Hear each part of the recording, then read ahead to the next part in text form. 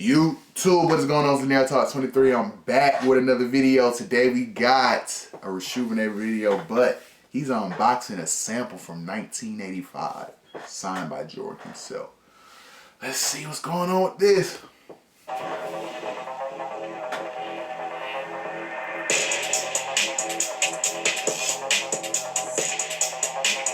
What's up, everybody? Vic Almighty here with Reshoevn are about to do an unboxing video on a holy grail.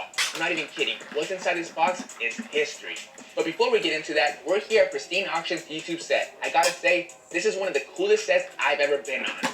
PristineAuction.com is the most trusted site for authentic sports collectibles. You can win authentic signed items at affordable prices with daily auctions starting at just $1. Pristine Auction is free to register and free to bid. Sign up with promo code VIC, V-I-C, for $10 off your first win. Now, let's get straight to business. Inside this original Nike box, we have a pair of brand new 1985 Sample Player Edition Chicago Jordan 1s signed by Michael Jordan in pristine condition. Let's open them up. From 85, man. Come on, bro. Look at this shit.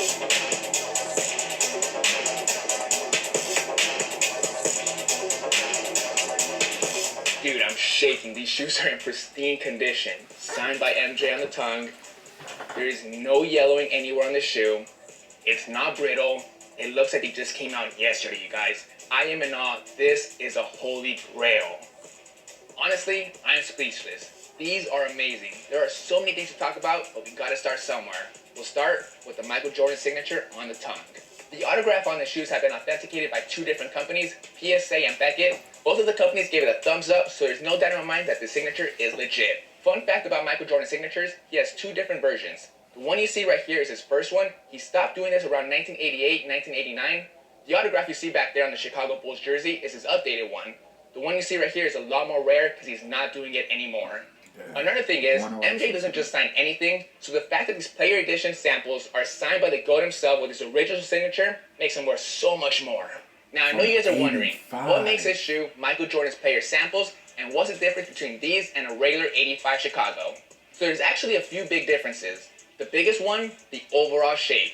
If you guys look closely, this is actually a mid-top Jordan 1. When it comes to the regular 85 Jordan 1s that were released back in the day, they were released with a much higher cut. However, MJ preferred this shorter version on the court. I know you guys like to clown on mid-tops, but the funny thing is, MJ wore mid-tops on the court. The next biggest detail... So all y'all talking all that shit about mids, MJ wore them. Fuck you gotta say now, nigga. Everybody wants to say, oh, mids for Mexicans, this and that, but MJ wore them. Now what? Are the swooshes. Swooshes on these player samples are a lot more jumbo. These are much larger than the regular 85s. If you look closely, it takes up a lot more space on this panel. Now, we all know that 1985 Jordan 1s have some of the best quality materials. The leather's so good, they're built like tanks, they won't fall apart. But Michael Jordan was known for using even better materials on the court, and it makes sense. Michael Jordan was playing hard every single game, and he needed shoes that were comfortable on the court. So the leather on these shoes are buttery soft. Now let's talk about the sizing. Fun fact for you guys, if you guys didn't know, when it came to the court, Michael Jordan always wore two different sizes. On the left, he wore a size 13, and for the right shoe, he wore a 13.5. That applies to all the shoes that he wore on the court. If you look closely on the inside, you can see the size stamps. One of them is a size 13, the other one's a 13.5. Right next to the size, it's stamped TYPS, that stands for the factory that they were made in, and PS stands for player sample. That's another way I was able to determine that these are in fact Michael Jordan samples.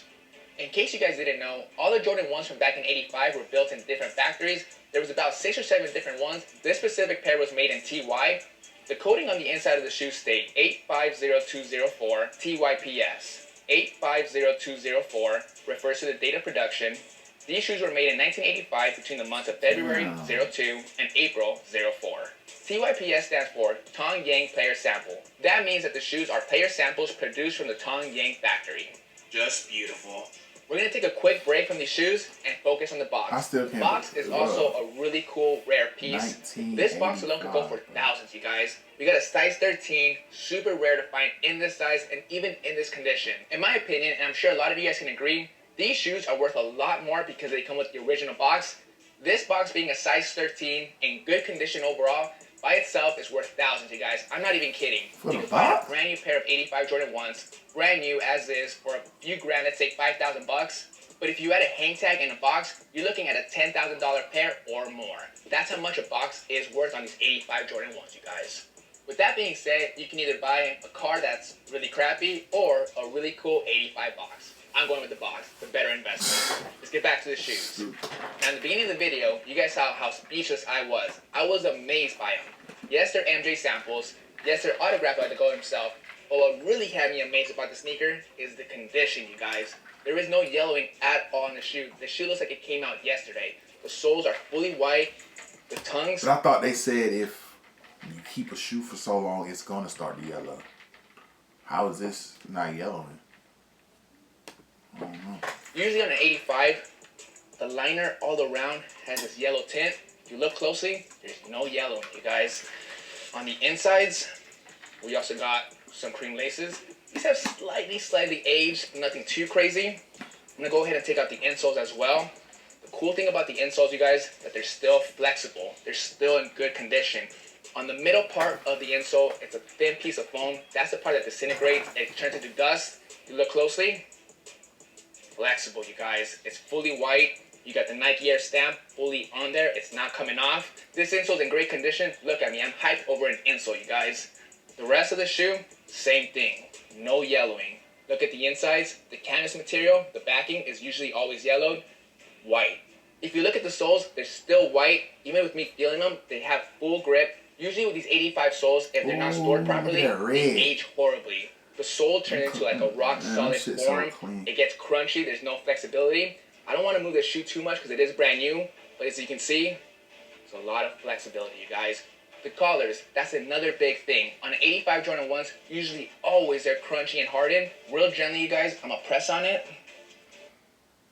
What if you were a major transit system facing cyber attacks?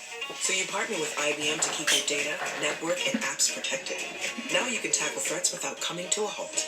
Let's create cybersecurity that keeps your business on track. IBM, let's create. Now we gotta start it up. Turn around and shake it up. Giorgio Armani. Soft, you guys. Really soft. There's no crunchiness. There's no bitterness. On most 85s, depending on how they were stored, this is the area that's always super crunchy. Now let's talk about the rest of the shoe. Earlier I mentioned that MJ wore higher quality materials on the court, and it shows. The leather on the sneaker is buttery soft, you guys. It is really flexible. There's nothing firm about this sneaker. Again, the shoe looks like it was made yesterday. I've worked with a lot of 85s in the last 10 years, and I can honestly say this is the best conditioned sneaker I've ever seen when it comes to an 85 Jordan 1, you guys. I'm not kidding. There's no yelling on the shoe. It's still fully flexible. There's no crunchiness at all. This shoe is pristine. I'm really curious on how the original owner of the sneakers took care of them. He must have put them in a temperature-controlled, dark place for the last 40 years and not touched them. The condition of these shoes are unreal. While I have the insole out, the ARC says 13 to 15. That's the size range of these insoles, and it also indicates that 85s only went up to a size 15.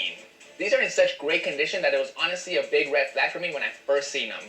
Normally, on any 85 Jordan 1, you see some sort of oxidation, whether it's on the soles or the tongues, but in this case, I didn't see any of that. So again, it was a big red flag for me. I worked with a lot of 85 Jordan 1s over the last few years, but never have I dealt with a pair of MJ samples. So I didn't fully feel comfortable authenticating this sneaker. Luckily, I have a bunch of friends in the sneaker industry. I hit up a couple of my boys that are big 85 collectors. They've been in the game for years. They know what to look out for. They know what an 85 Jordan 1 looks like just off pictures. So I sent it to my boy, Indy Jumpman. I sent him a good 30 to 40 images, a bunch of videos of all the different angles of the shoe. At the end, he gave it a big thumbs up and told me I was holding a real holy grail. Alright, so we've done a lot of talking about these shoes, but the one thing we haven't touched on is the overall value of these sneakers. Keep in mind, you guys, this is a brand new 1985 Michael Jordan sample, signed by Michael Jordan from his rookie year. Super rare. Bro, just the think about of the that sneaker shit, bro. is pristine.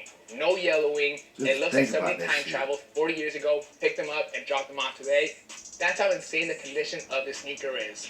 So with all that being said, these shoes are easily, without a doubt in my mind, over $100,000. No question about it, you guys. Look at this shit. Just, oh my, bro, these shoes are just so clean, bro. And since we on the topic of shoes, bro, let me just tell you this dumbass shit I did one time. So this was back when I used to be lining up for shoes and shit like that, say like 2016, 2015. So this was definitely 2016. The Bread ones came out. Me and my friend, we waited all night for them shits. I used to do stupid shit with the shoes. So I got the shoes, right? I had a nigga at my school talking about something. He want to buy them, this and that. He was supposed to buy them for $180. Which, either way, for some Bread ones, that's cheap as hell. So the nigga was like, I'll give you $100 right now, and then when I get the rest of the money, I'll give you the rest. Never seen the rest of that damn money. Now, look it up. See how much Bread one's going for now. 2016. Size 12. Still regret that shit to this day. After checking out all those different options, I have no doubt that these shoes are going to go for anywhere between $100,000 and $250,000. My guess is anywhere between $150 and $160. Either way, if I had the money, I would buy these because I know this is a good investment. Let me know what you guys think these are going to go for at auction. Checking out these shoes in person was a once-in-a-lifetime opportunity. I'm pretty sure I'll never see another pair of samples signed by the GOAT himself in this condition with box. It was truly an honor to help authenticate these for pristine auction.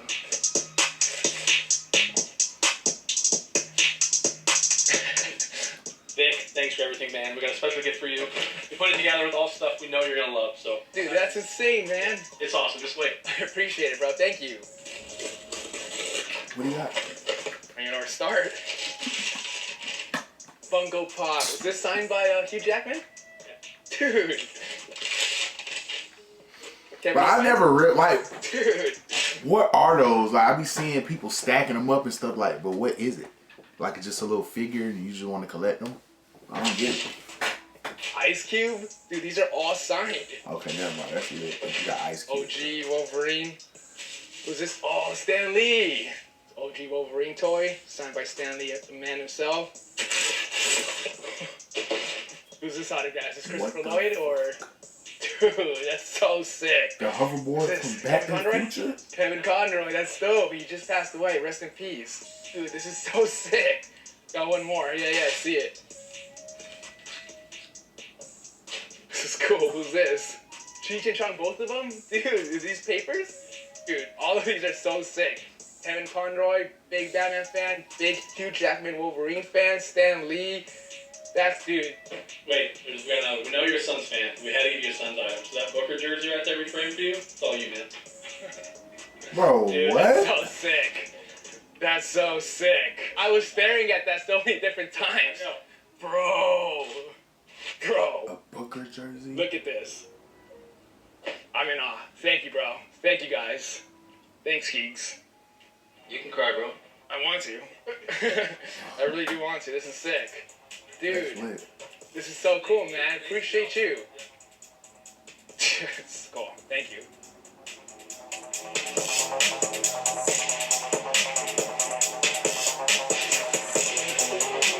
Clean.